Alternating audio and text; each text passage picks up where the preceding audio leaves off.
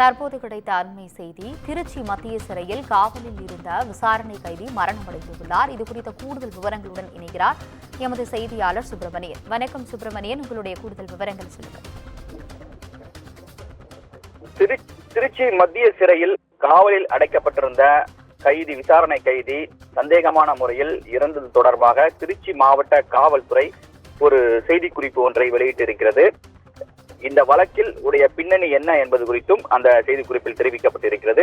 சட்டவிரோதமாக மதுபாட்டில் விற்பனை செய்த வழக்கு தொடர்பாக திராவிடமணி என்பவரை ஜீயர்புரம் போலீசார் கைது செய்து நீதிமன்ற காவலுக்கு உட்படுத்தி நீதிமன்ற காவலில் அடைத்தனர்.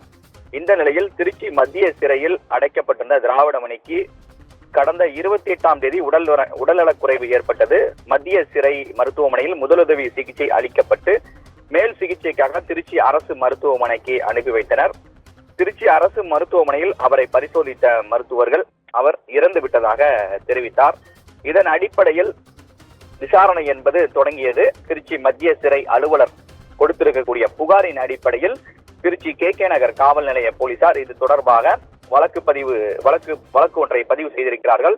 அதாவது விசாரணை கைதி மரணமடைந்திருக்கக்கூடிய சூழ்நிலையில் மேஜிஸ்ட்ரேட் விசாரணைக்கு உத்தரவிடப்பட்டிருக்கிறது. அதன் அடிப்படையில் வழக்கு ஒன்று பதிவு செய்யப்பட்டிருப்பதாக திருச்சி மாவட்ட காவல்துறையுடைய தகவலாக இருக்கிறது. அது மட்டுமல்லாமல் சட்ட நடைமுறைகளின் அடிப்படையில் இவ்வழக்கானது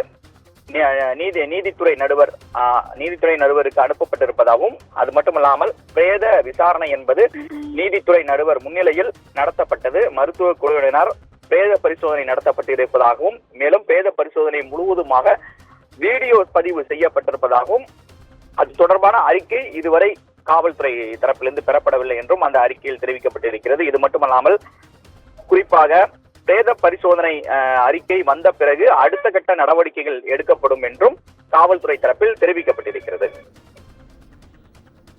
உங்களுடைய விவரங்களுக்கு நன்றி சுப்பிரமணியன்.